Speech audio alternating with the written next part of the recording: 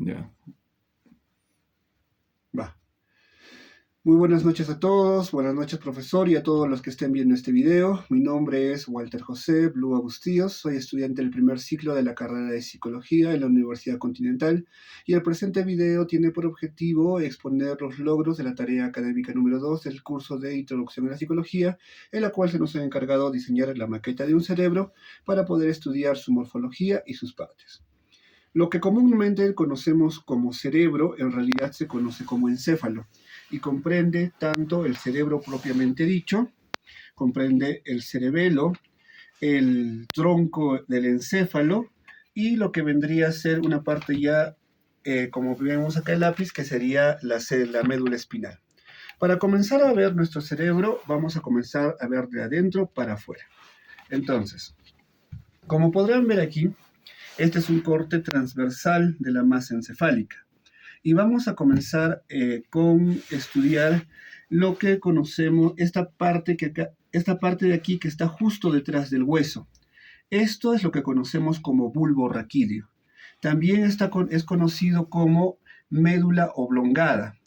Tiene forma piramidal, pesa aproximadamente entre 6 a 7 gramos y tiene 3 centímetros de longitud. Limita por arriba con la protuberancia anular y abajo con la médula espinal. Esta pequeña parte del cerebro tiene por función primordial controlar los actos reflejos, aparte de conducir también los impulsos nerviosos sensitivos y motores. Esta partecita es la que controla la deglución, la tos, el hipo. Su afectación puede ocasionar problemas en la respiración y también puede ocasionar problemas con la ingesta de alimentos. Bien, continuando en la evolución del cerebro, tenemos esta parte media, que se conoce como la protuberancia anular o el puente de Valorio. Esta pequeña parte tiene una forma de un cuadrado irregular, pesa entre 9 a 12 gramos y tiene 3 centímetros de longitud. Limita por la parte superior con el mesoencéfalo y por la parte inferior con el bulbo raquídeo. Esta tiene la principal función de conectar los hemisferios del cerebelo. Como pueden ver acá, el cerebelo tiene 2 hemisferios y están conectados justamente por el puente de Valorio. También conecta lo que es el bulbo raquídeo con el mesoencéfalo, sirviendo de canal para la transmisión de impulsos nerviosos. Este pequeño órgano regula los impulsos inhibidores de la respiración, controla la respiración y tiene una función de conducción. Continuando, tenemos la parte superior que se llama el mesoencéfalo. Este mesoencéfalo tiene forma cúbica y mide entre 2,5 centímetros aproximadamente. Por la parte superior limita con el diencéfalo, ¿ya? Lo que se conoce acá, esta partecita, el tálamo y el hipotálamo, es el diencéfalo, ¿ya? Y en la zona inferior, pues, controla con el puente, esta parte, ay, carajo, con la protuberancia anular y con el diencéfalo por la parte superior. Repítelo esa parte nomás. O sea, vas a cortar igual. Ya. Vuelves. Ok. Limita por la parte inferior con la protuberancia anular y por la parte superior con el diencéfalo.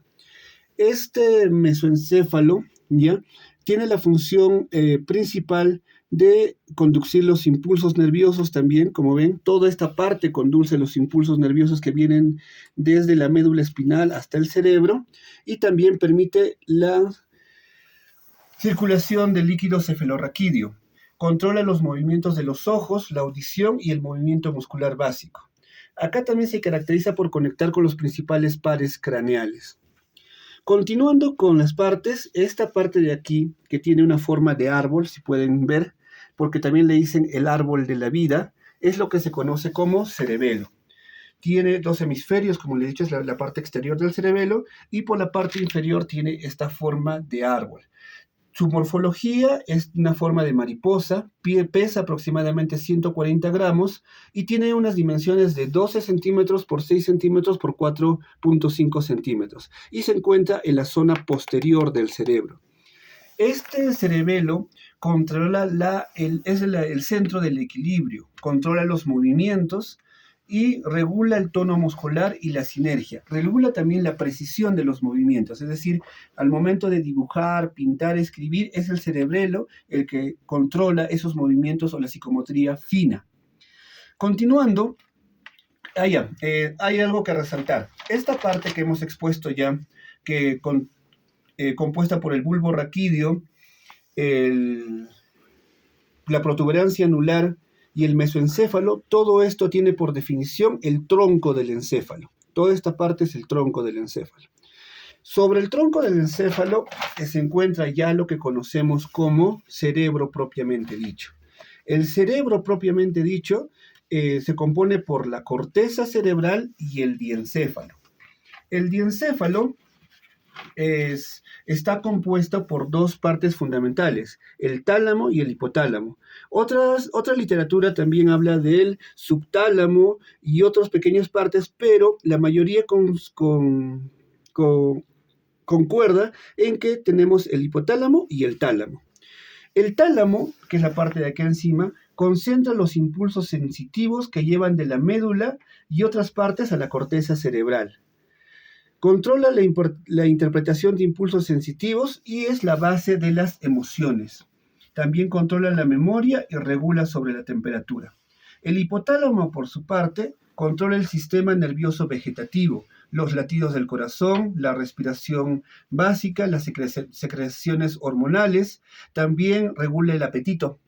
Regula el apetito a través de la emisión de hormonas, controla la sed y los daños al hipotálamo pueden recaer en problemas de orden gastrointestinal. También tiene que ver con el manejo de las emociones. Continuando con el manejo de las emociones y para nuestra carrera sobre todo, tenemos el sistema límbico, que no es una sola parte, sino son hasta 19 partes independientes que se ubican en esta zona de acá. Este es el sistema límbico. Esta parte roja es la que contiene varias cositas. Por ejemplo, acá tenemos la amígdala. Tenemos la amígdala que se encontraría más o menos por esta zona, en la cual controla la emoción del miedo. Una curiosidad sobre la amígdala es que la amígdala de las mujeres suele ser más pequeña que la amígdala de los varones, demostrando que ellas son más resistentes al miedo que los mismos varones, lo cual se condice con el proceso del parto y el embarazo. También tenemos el hipocampo, ¿no?, que está por esta parte baja, que regula la memoria explícita. Tenemos el giro ciangulado, que es la fuente del conflicto, el bulbo olfatorio, que está por la parte posterior, que, bueno, con su mismo nombre lo dice, lo maneja todo lo que son los impulsos del olfato, el área septal que genera todo lo que son los impulsos sexuales. Otra curiosidad es que el área septal en la mujer también es más grande que el área septal en los varones, estando en este hecho la razón de por qué los orgasmos femeninos son más pronunciados que los orgasmos masculinos. También está el núcleo de acombo, que es el circuito de placer junto con el área septal, y unos dicen que también el tálamo y el hipotálamo forman también parte del sistema límbico, porque también tiene que ver su relación con el manejo de las emociones. Otra parte componente del cerebro son lo que conocemos como las meninges, que son la membrana que cubre al cerebro. Tenemos que se divide en tres: la dura madre, que es la parte más superior y más irrigada, en donde se podrían ver a simple vista y se caracteriza por la presencia de vasos sanguíneos; los aracnoides, que es la parte intermedia; y la pía madre, que es la parte interna. Bien, continuando con nuestra exposición, tenemos la estrella de todo el cerebro propiamente dicho. El cerebro propiamente dicho es la parte más grande del sistema nervioso central, mide de 17 centímetros por 14 centímetros por 13 centímetros y pesa entre 1000 a 1200 gramos. El cerebro puede dividirse de dos maneras: por hemisferios cerebrales, el hemisferio derecho y el hemisferio izquierdo, los cuales se conectan por el cuerpo calloso, que es esta parte de aquí. Esta parte de aquí es una estructura fibrosa que une ambos hemisferios, pero por lo demás ambos hemisferios están totalmente separados. Y dentro de cada hemisferio podemos dividirlo por lóbulos, ¿ya? Hablando primero de los hemisferios, hay que resaltar algo. El hemisferio izquierdo, ¿no? El hemisferio izquierdo controla el lado derecho del cuerpo y el hemisferio derecho controla el lado izquierdo del cuerpo. Existe ese intercambio entre partes. Por parte del hemisferio izquierdo tenemos que esto es responsable del pensamiento lógico. ¿Y cómo sabemos que es responsable del pensamiento lógico? A la luz de los últimos avances de la ciencia, se ha podido registrar la actividad eléctrica del cerebro cuando hacemos determinadas tareas. Es por eso que se ha demostrado que cuando se hacen operaciones lógicas, se estimula el centro del pensamiento, lo que se activa es el hemisferio izquierdo. Por otra parte, el hemisferio derecho tiene el control de los impulsos artísticos, las imágenes. Es curioso porque el hemisferio derecho recibe y procesa las imágenes, pero no las puede interpretar. Lo interpreta el hemisferio izquierdo. En el hemisferio izquierdo, que es la parte lógica, tenemos dos partes muy importantes. Una es el área de Broca, que se encontraría más o menos por esta zona aproximadamente. El área de Broca es el área del cerebro que está responsabilizada del lenguaje. Se ha demostrado, y hay casos explícitos, en donde un daño físico en esta área impide que las personas puedan entender y expresarse en el lenguaje que tenemos, ¿ya? También está el área de Burkitt, que está en esta zona de acá abajo, que está relacionado con los mismos fines. El hemisferio derecho, que es el encargado del arte, también es el encargado de la creatividad. También identifica caras, voces y melodías. Bueno, aparte de dividir el cerebro por hemisferios, también podemos dividirlo por lóbulos. El primer lóbulo es el lóbulo frontal. Tenemos que entender que el lóbulo frontal hay tanto en el hemisferio derecho como en el hemisferio izquierdo, y son absolutamente simétricos, son exactamente iguales, físicamente hablando. Entonces, el lóbulo frontal es la parte más grande de la corteza cerebral, ocupando casi un tercio de todo. Se limita por la fisura de Rolando, que es esta hendidura profunda en el cerebro, como podemos ver acá. Es decir, hasta aquí es el hemisferio frontal. Perdón, lóbulo frontal, ¿ya? Se encarga es la parte más evolucionada del cerebro y es la que se encarga del procesamiento de funciones cognitivas elaboradas. La planificación, la coordinación y la ejecución de cualquier tarea se ejecutan en esta área. Luego tenemos el lóbulo parietal, que se encuentra bajo el hueso parietal en sí mismo, está acá en esta parte, ¿ya?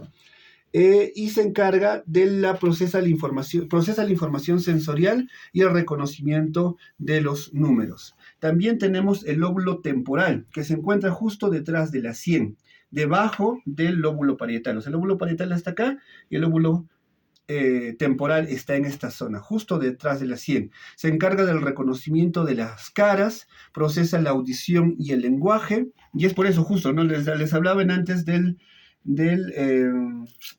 área de Broca, y se encuentra justo en esta parte del lóbulo temporal. Procesa el lenguaje, procesa la música y la memoria declarativa.